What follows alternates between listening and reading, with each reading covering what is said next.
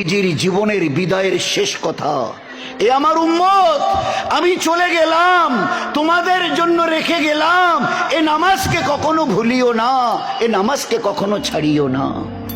আচ্ছা, উম্মতের অবস্থা, সমস্ত আমালের খবর, হজ, যাকাত, তাসবিহ, তেলাওয়াত, দান, খয়রাত, আখলাক ওগেরা, সমস্ত আমালের খবর আল্লাহ জিবরাইলকে দিয়ে পাঠিয়েছেন, শুধু একটা আমাল বাদ দিয়ে।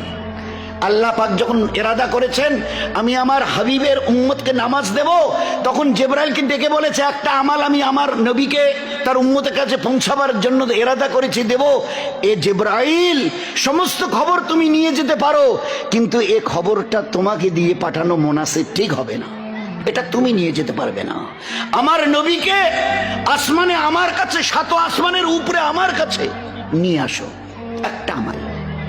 সমস্ত আমালকে জিবরাইলকে দিয়ে, মুসলমানের জীবনের সমস্ত আমালকে জিবরাইলকে দিয়ে আল্লাহ পাঠিয়েছেন, এক্সেপ্ট সালাত, শুধু নামাজ বাদ দিয়ে।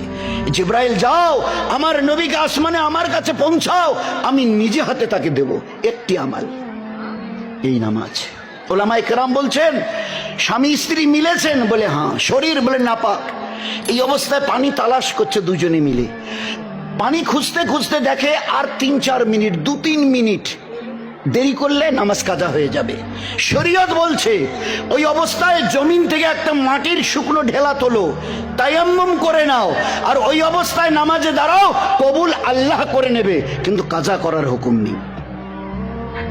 পেশাব পায়খানা করেছে, পানি তালাশ করছে, পানি তালাশ করছে, কুলুক নিয়েছে, পানি খুঁজছে, পাক হতে হবে। পেশাব পায়খানা পুরুষ হোক মেয়ে ছেলে হোক, করতে করতে দেখে আর একদম নামাজের শেষ সময় এসে গেছে, 2-3 মিনিট, আর যদি আর একটু দেরি করে পানি খুঁজতে গিয়ে তো নামাজ কাজা হবে। শরীয়তের হুকুম, ওলামায়ে হযরত ওলামায়ে কেরাম কি বলছেন?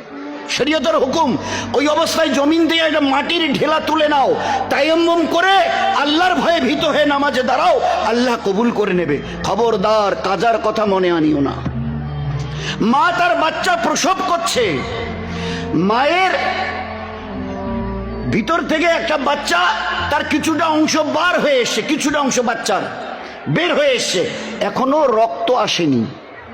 শরীয়ত বলছে ওই অবস্থায় মায়ের হাতে একটা মাটির ঢেলা দাও, আর তাকে বলো তায়াম্মুম করে নিয়ে, উনি তো শুয়ে আছেন, চোখের ইশারায় যেন নামাজ পড়ে নেয়, উনি যেন কাজা না করেন। নামাজ, নামাজ এত বড় দামি আমাল আল্লাহ দিয়েছিল, আসমান জমিনকে হেলিয়ে দিতে পারে। আমার আপনার 2 রাকাত নামাজ। মাকে বলো যে মা বাচ্চা প্রসব করছে, বাচ্চার কিছু অংশ বের হয়ে এসছে, এখনো খুন আসেনি, রক্ত আসেনি, এখনো তার জন্য নামাজ ফরজ।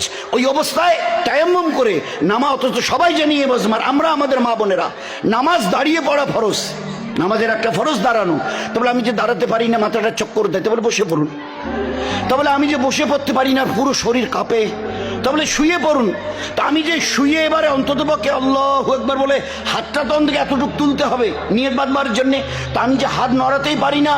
শরীয়তের হুকুম ওই অবস্থায় হাত তোমাকে তুলে নিয়ত বাঁধতে হবে না, চোখের ইশারায় তুমি নামাজ পড়ে দাও, আল্লাহ কবুল করে নেবে। হায় হায় হায়, সেই উম্মত আজ নামাজ থেকে খালি হয়ে আছে। নামাজের হাদিস, আসসালাতু মিরাজুল মুমিনিন, নামাজ হলো আমার হাবিবের উম্মত উম্মতিয়া পুরুষ মেয়ে ছেলেদের জন্য আল্লাহর সঙ্গে মোলাকাত।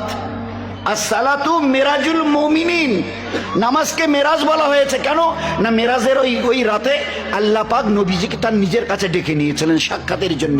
তো আমাদের 2 রাকাত নামাজ আমাকে আল্লাহর সঙ্গে মিলিয়ে দেবে। হাদিসে পাকের মধ্যে এসছে, বান্দা বান্দিরা যখন জায়নামাজে দাঁড়িয়ে আল্লাহু আকবার বলার জন্য তৈরি হয়, আল্লাহ তখন ফেরেশতাকে বলে, এই ফেরেশতা, আমার ওই বান্দার বান্দির মাঝখানে যে রহমতের পর্দাগুলো পড়ে আছে সব সরিয়ে দাও, আমি আর আমার বান্দার বান্দি আমরা এক হয়ে যাই। এ কত মামুলি কথা। আল্লাহ রসুল বলছেন সাল্লাল্লাহু আলাইহি ওয়াসাল্লাম, এ আমার উম্মত শুনে নাও, তোমরা যখন সেজদায় যাও ভালো করে ইয়াদ রাখিও, তোমাদের এই মাথা আল্লাহর রহমতের 2 পায়ের মাঝখানে পড়ে।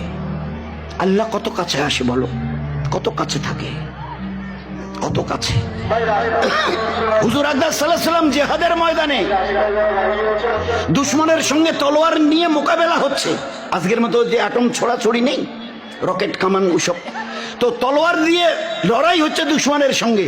আল্লাহর নবী ভাবলেন এই সময়ে নামাজের নিশ্চয়ই কোনো হুকুম আমাদের উপরে আল্লাহ পাক বর্তাবে না, কারণ দুশমনের সঙ্গে মোকাবেলা হচ্ছে সামনাসামনি, তো নিশ্চয়ই এই সময় নামাজের ব্যাপারে আল্লাহ ছাড় দেবে।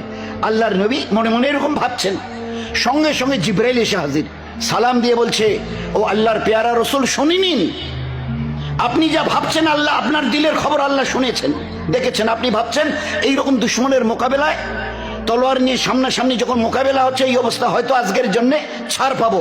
এই আল্লাহর পেয়ারা নবী, আল্লাহ পাকের তরফ থেকে হুকুম এসে এই আপনি 2 রাকাতের নিয়ত বাঁধুন, ইমাম হয়ে আপনি 2 রাকাতের নিয়ত বাঁধুন, আর আপনার যে সাহাবারা এখানে আমার আপনার সাথে আছে এদেরকে 2 ভাগ করুন, মনে করেন 100, তো 50-50 2 ভাগ। 50কে বলুন তোমরা তলোয়ার নিয়ে যুদ্ধকে ঠেকাও, আর এই বাকি 50কে বলো তোমরা তলোয়ার রেখে আমার পিছনে 1 রাকাতের নিয়ত করো। 1 রাকাত পুরো করার পরে যখন আমি 2য় রাকাতে উঠবো, তোমরা তাড়াতাড়ি গিয়ে তলোয়ার তুলে ধরবে, আর বাকি যে 50 জন রয়ে গেল ওরা এসে আমার পিছনে, বাকি ওরা 1 রাকাত পড়বে, কিন্তু মাপ নেই। এ কথা ভাবিও না যে আজকের এইরকম অবস্থায় আল্লাহ তোমাদের ছাড় দেবে। তো আল্লাহ পাক জিহাদের ময়দানে নবীকে 2 রাকাত আর উম্মতকে 1 রাকাত পড়িও আদায় করে নিয়েছেন, ছাড় দেয়নি। সেই উম্মত আছে দোস্ত, আমরা কতটা আরামে দিন রাত কাটাচ্ছি, একটাবার ভাবি না আমার এই মাথাটা যখন ওই সেজদায় যাবে, আমার মাওলা 7 আসমান জমিনের খালিকার মালিক, তার রহমতের 2 পায়ের মাঝখানে আমার এই সেজদা পড়বে। ফের সেজদা থেকে মাথা তোলার পরে আমি যখন সালাম ফিরিয়ে বলবো আল্লাহ, তো আল্লাহ বলবে আমার বান্দা বান্দি কি চাস বল, দেবার জন্য আমি আল্লাহ তৈরি হয়ে আছি। হর জরুরতকে আল্লাহ আমাদের পূরণ করবে, জিন্দিগি আমাদের বনবে যদি 2 রাকাত নামাজকে বুঝতে শিখি। চেষ্টা করবো ভাই ইনশাআল্লাহ।